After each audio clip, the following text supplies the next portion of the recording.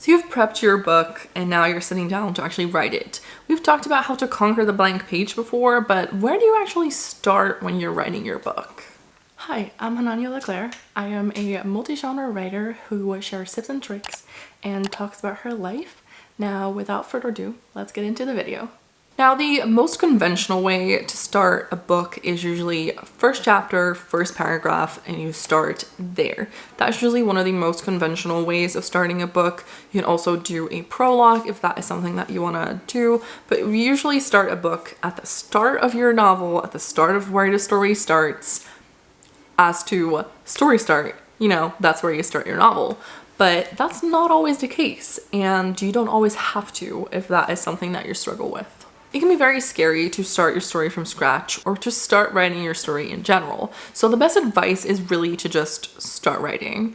And I know that that is very simple advice if you say it, but it's not as simple as, I might make it seem.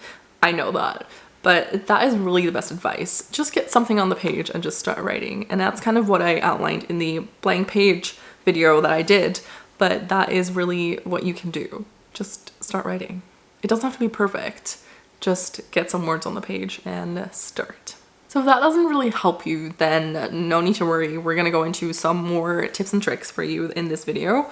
So something that I do is I usually try and follow whatever I have left for myself in the past. So if I have done an outline, I'll try and look at my outline to see, okay, what is needing to happen right now at the start of the story and start there. Sometimes what people do though is not start at the beginning of the book. Writing doesn't have to be a linear process. So some people try and write the ending first so that they have that down and they have a clear path on how to end this book. I'm usually someone that struggles with finding the ending of the book, so that's not what I do, but I have heard it before where people start with the ending and then work their way back, kind of.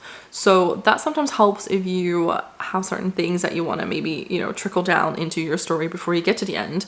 So that gives you a clear kind of perspective on where to go. But if you already have an outline, you also have an outline more or less for the end. So that shouldn't be too much of a problem. But getting back to the outline, sometimes what happens to me is I will be working through my book or I'm like, okay, I'm going to start at the beginning. And then I'm like, this isn't feeling right to me. I really don't like how the scene is turning out. I'm not feeling it. And then I'll get discouraged and I kind of want to just close down my laptop and not work on my book. But what I can do instead is just go through my outline and find something that I'm like, that is something that I want to write. That is something that sparks ideas in my head right now, and that's what I sit down and write. Now that might be the 4th chapter in the book, that might be the 10th chapter in the book, and I know that that doesn't work for everyone, but sometimes that works for me. I have been trying to write a little bit more linear recently, but I have done that in the past where I just kind of skipped around the story and just wrote whatever I was inspired to write.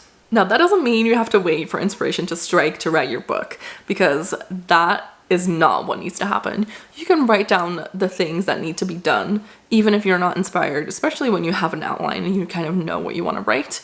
But that can kind of help you sometimes to really sit down and actually start writing your book. If you're too scared to write that first page, that first chapter, because that can be a daunting one, because that is like the first line people read. People often think that it needs to be perfect. For a first draft, it really doesn't have to be perfect, so you don't need to worry about the first line that you write down right now. You can always edit that later, but I feel you. I feel you with the first line has to be there. It has to be perfect, and I have to nail this chapter. You don't have to. I understand where that comes from, but that's why I'm like, sometimes you can just skip the first chapter and just continue writing the next. With the not writing linear part, that's completely fine, but you do want to kind of think about the parts that you're writing right now and how that might affect the rest of your book, because what I used to do is not outline anything, and I'm talking about my high school years, but this is me not outlining anything, just writing what I come up with, writing whatever inspires me, writing something that just pops in my brain, putting that into the story, having gaps all over the place in my stories, because I would write down something that happens in the middle of the book and then write down something that happens at the start, and then just all over the place, really. With that, it can be hard to kind of keep track of what you ended up writing later in the book you wrote that first, but then when you write the first chapters, you're like, but that doesn't make sense now anymore, and you're gonna have to revise that. I'm not saying that's a bad thing, because you're gonna have to revise your book anyway, but it might kind of be hard to implement something later on when you've already written the scene that you liked. At least for me, that is the case. I usually don't like deleting whatever I had, even if it doesn't fit with the current story anymore.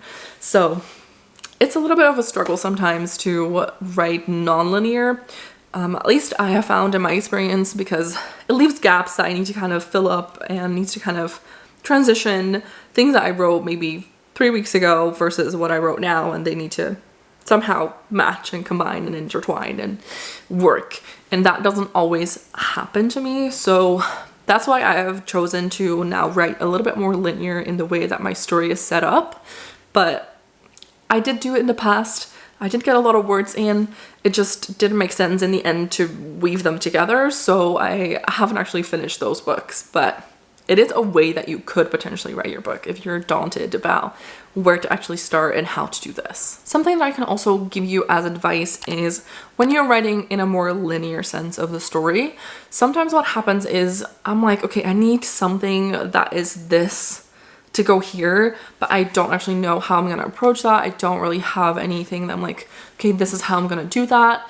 And that sometimes can either halt me in my process or have me frustrated and close down my laptop. So what I've started doing is just leaving myself a comment on like, okay, insert like a dinner scene where they ask questions. I'm referring to this because I've literally just been trying to write that part of the book that I'm writing. So yeah, just kind of insert that of like, okay, something goes here for a dinner scene where they ask the relationship questions, and then we'll see. Sometimes that can help you to kind of move on from that scene that you're stuck on, and then you can come back to it later. So you need to do it in like brackets, or you can leave it as a comment to yourself in like the actual comment section of your document if you're using something that allows that, which most writing softwares I think usually do nowadays. But if not, just kind of leave yourself a paragraph of like, insert this, and maybe in capital letters or something like that, where you just kind of leave yourself a note of what you were thinking in the moment, even if you're not writing it that second.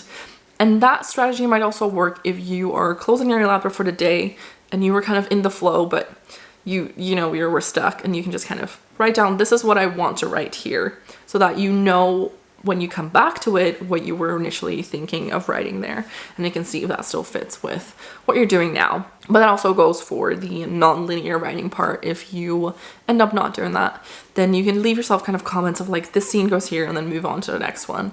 So that can help you kind of keep going, and hopefully that helps you write your book. All in all, and when it comes to it, is really your book, and you kind of do what you feel good about. The only thing that I want to say is don't get lost in doing it, whichever way. Try and just get it done and try and get to it. I don't want you to get lost in your strategy of approaching this book, but it is your book and you get to write it the way that you want to write it. So if you want to, for example, write the ending first and then do the third act, which is the later part of the book, and then work your way back to the second act and just kind of do it in chunks that way, so that you work from, the end to the front. That's how some people write. Like, if that's how you want to do it, then that's fine. You don't have to start at the beginning and then make your way down. You can do it the way that you want to do it. It doesn't have to be the conventional start to finish way. It can be the way that you prefer. Hopefully with this video, I've given you some options and some ideas on how you can approach this and how you can start your book, or where you can start it, how you can write it. If it's not the linear way, then how you can approach that. And just in general, hopefully this video helped you with some tips and tricks. And if so, then I hope that you leave a like, subscribe down below if you haven't already, and leave a comment if you have anything that you want to add to whatever I said, or if you have any questions. I make sure I reply to all of my comments. Even if it might be a couple days late, I do tend to reply to them. So if you have anything that you want to know, if you have anything that you are wanting to tell me, then leave a comment down below and I'll make sure to read it and respond. And with that being said, that is the end of this video. There's gonna be more videos, no need to worry. So if you want to continue watching them, then I hope to see you in those next videos.